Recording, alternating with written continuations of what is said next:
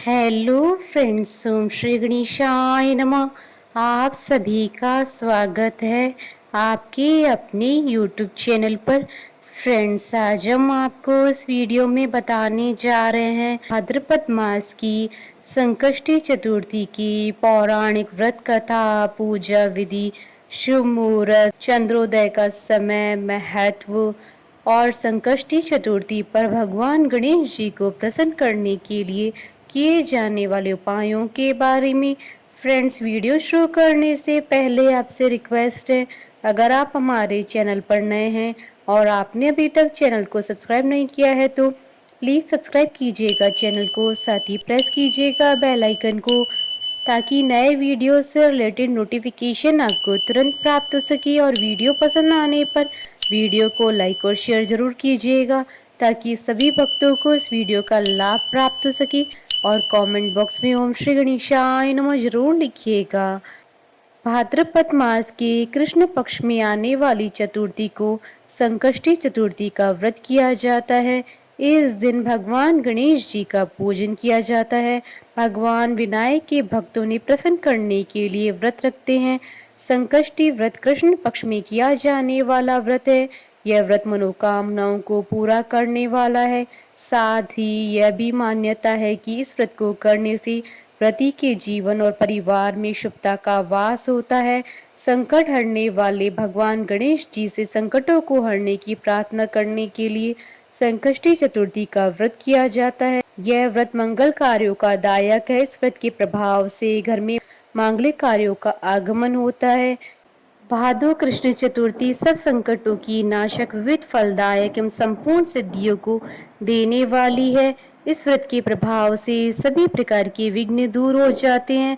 यह सब संकटों का नाश कर धन में वृद्धि करने वाला व्रत है। इस दिन एक दंत गणेश जी की पूजा की जाती है। इस दिन कई शुभ योग भी बन रहे हैं। संकष्टी चतुर्थी पर गणेश जी की पूजा घर में सुख, शांति और समृद्धि लाती है। वहीं कई प्रकार के संकटों को दूर करने में मदद करती है। सूर्योदय से प्रारंभ होने वाला यह व्रत शाम को चंद्र दर्शन के बाद ही समाप्त होता है। साल में संकष्टी चतुर्थी के 13 व्रत किए जाते हैं। हर व्रत के लिए एक अलग अलग व्रत कथा है। फ्रेंड्स, अब आइए जानते हैं भाद्रपद संकष्टी चतुर्थी की पूजन विधि के बारे में। प्रातः काल उठकर नित्य कर्म से निवृत्त हो स्नान कर शुद्ध और स्वच्छ वस्त्र धारण करें। इस दिन लाल वस्त्र धारण करना बेहद शुभ माना जाता है। श्री गणेश जी का पूजन पंचोपचार, धूप, दीप, नैवेद्य, अक्षत, फूल विधि से करें। इसके बाद हाथ में जल तथा दूर्वा लेकर मन ही मन श्री गणेश जी का ध्यान करते हुए व्रत का संकल्प करते हुए इस मंत्र का जाप करें। मम सर्व कर्म सिद्धे सिद्धि विनायक पूजन मह करियसे। या फिर आप ओम गण गणपते मंत्र का जाप भी कर सकते हैं। अब आप कलश में जल भरकर उसमें गंगा जल मिलाएं। कलश में दूर्वा, सिक्की, साबुत हल्दी रखिए। उसके बाद लाल कपड़े से कलश का मुख बांध दें। कलश पर गणेश जी की प्रतिमा स्थापित करें। पूरे दिन श्री गणेश जी का ध्यान करें। एक स्नान प्रदोष काल में भी कर लें।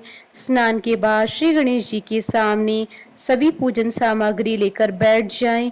विधि विधान से गणेश जी का पूजन करें। वस्त्र अर्पित करें। नैवेद्य के रूप में मोदक अर्पित करें। चंद्रमा के उदय होने पर चंद्रमा की पूजा कर अर्घ्य अर्पण करें। उसके बाद गणेश चतुर्थी की कथा सुने अथवा पढ़ें। तत्पश्चात गणेश जी की आरती करें। भोजन के रूप में केवल मोदक ही ग्रहण करें। फ्रेंड्स, अब आइए जानते हैं संकष्टी चतुर्थी पर भगवान गणेश जी को प्रसन्न करने के लिए किए जाने वाले उपायों के बारे में। संकष्टी चतुर्थी के दिन भगवान गणेश जी की पूजा करें और गणेश जी के सामने दीपक जलाएं। ध्यान रखें कि दीपक शुद्ध घी का ही जलाएं। ऐसा करने वाले की सभी मनोकामनाएं पूर्ण होती है। साथ ही साबुत हल्दी की गांठ गणपति महाराज को चढ़ाएं, जिससे जीवन की सभी परेशानियों का नाश होता है। मोदक गणेश जी को बेहद प्रिय होते हैं, इसलिए संकष्टी चतुर्थी के दिन भगवान गणेश जी को मोदक जरूर चढ़ाने चाहिए। ऐसा करने से आपके जीवन में सुख समृद्धि आती है। सिंदूर की लाली गणेश जी को बहुत पसंद है, इसलिए गणेश जी को सिंदूर का तिलक लगाएं। इससे आपको गणेश जी की कृपा प्राप्त होगी। गणेश जी को सिंदूर चढ़ाते समय ओम गण गणपति नमो मंत्र का जाप करें। फ्रेंड्स, अब आइए जानते हैं भाद्रपद मास की संकष्टी चतुर्थी, बहुला चौथ, भादुड़ी चौथ और बड़ी चौथ के शुभ मुहूर्त के बारे में। हिंदू पंचांग के अनुसार साल 2023 में भाद्रपद मास की संकष्टी चतुर्थी का व्रत 3 सितंबर 2023 रविवार के दिन है। भाद्रपद कृष्ण चतुर्थी तिथि प्रारंभ होगी 2 सितंबर 2023 को रात्रि 8:49 पर और भाद्रपद कृष्ण चतुर्थी तिथि का समापन होगा 3 सितंबर 2023 को शाम 6:24 पर और चंद्रोदय का समय रहेगा 3 सितंबर 2023 को रात्रि 9:04 पर और जन सर्वात सिद्धि योग रहेगा 3 सितंबर 2023 को सुबह 10:38 से 4 सितंबर 2023 को सुबह 6:07 तक और गोधूली पूजा का मुहूर्त रहेगा 3 सितंबर 2023 को शाम 6:33 से शाम 6:58 तक। कुल अवधि 25 मिनट है। फ्रेंड्स, अब आइए प्रारंभ करें भाद्रपद संकष्टी गणेश चतुर्थी व्रत कथा। राजा नल की कथा आरंभ करें। पार्वती जी ने गणेश जी से पूछा कि हे पुत्र, भादो कृष्ण चतुर्थी को संकट नाशक चतुर्थी कहा गया है, अतः उस दिन का व्रत किस प्रकार किया जाता है, मुझसे समझा कर कहिए। गणेश जी ने कहा, हे माता, भादो कृष्ण चतुर्थी सब संकटों की नाशक, विविध फलदायक एवं संपूर्ण सिद्धियों को देने वाली है। पूर्व वर्णित विधि से ही पूजा करनी चाहिए। हे पार्वती, इस व्रत में आहार संबंधी कुछ विशेषताएं हैं, उन्हें मैं बतला रहा हूँ। श्री कृष्ण जी कहते हैं कि हे युधिष्ठिर पुत्र की ऐसी बात सुनकर पार्वती जी ने उनसे पूछा कि आहार एवं पूजन में क्या विशेषता है, उसे कहिए। गणेश जी ने कहा कि गुरु द्वारा वर्णित प्रणाली से इस दिन भक्ति भाव से पूजन करिए। चतुर्थी के दिन प्रातः नित्य कर्म से निवृत्त हो व्रत का संकल्प लें।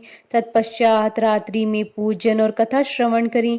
पूर्व काल में नल नामक एक पुण्यात्मा और यशस्वी राजा हुए। उनकी रूपशालिनी रानी दमयंती नाम से प्रसिद्ध थी। एक बार उन्हें शापग्रस्त होकर राज्यच्युत होना पड़ा और रानी के वियोग में कष्ट सहना पड़ा। तब उनकी रानी दमयंती ने इस सर्वोत्तम व्रत को किया था। पार्वती जी ने पूछा कि हे पुत्र, दमयंती ने किस विधि से इस व्रत को किया था और किस प्रकार व्रत के प्रभाव से 3 महीने के अंदर ही उन्हें अपने पति से मिलाने का संयोग प्राप्त हुआ, इन सब बातों को आप बतलाइए।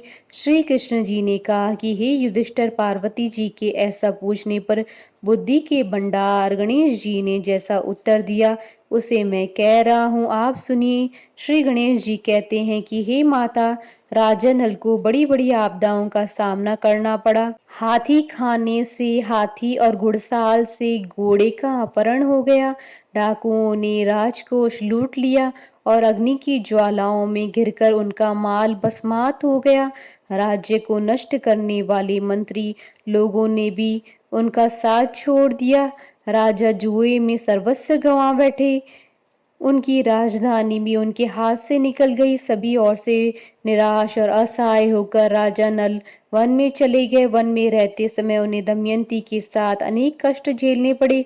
इतना ही नहीं, उनकी रानी से वियोग हो गया। तत्पश्चात राजा किसी नगर में काम करने लगा, रानी किसी दूसरे नगर में रहने लगी तथा राजकुमार भी अन्यत्र नौकरी करने लगा। जो किसी समय रानी और राजपुत्र कहे जाते थे, वे ही अब भिक्षा मांगने लगे। तरह तरह के रोगों से पीड़ित होकर एक दूसरे से विलग होकर कर्म फल को भोगते हुए दिन बिताने लगे। एक समय की बात है कि वन में भटकते हुए दमयंती ने महर्षि शरभंग के दर्शन किए। उसने उनके पैरों पर नतमस्तक होकर हाथ जोड़कर कहा। दमयंती ने पूछा कि हे ऋषिराज, मेरा अपने पति से कब मिलन होगा, मेरा भाग्य कब लौटेगा? हे मुनिवर, आप निश्चिंत रूप से बतलाइए। श्री कृष्ण जी कहते हैं कि दमयंती का यह उत्तम प्रश्न सुनकर शरभंग मुनि ने कहा कि हे दमयंती, मैं तुम्हारे कल्याण की बात बता रहा हूँ, सुनो। इससे घोर संकट का नाश होता है। यह सब कामनाएं पूर्ण करने वाला एक शुभदायक है। भादो मास की कृष्ण चतुर्थी संकट नाशन कही गई है। इस दिन नर नारियों को एक दंत गजानन जी की पूजा करनी चाहिए। विधि पूर्वक व्रत एवं पूजन करने से ही हे रानी तुम्हारी समस्त इच्छाएं पूर्ण होंगी। 7 महीने के अंदर ही तुम्हारा पति से मिलन होगा।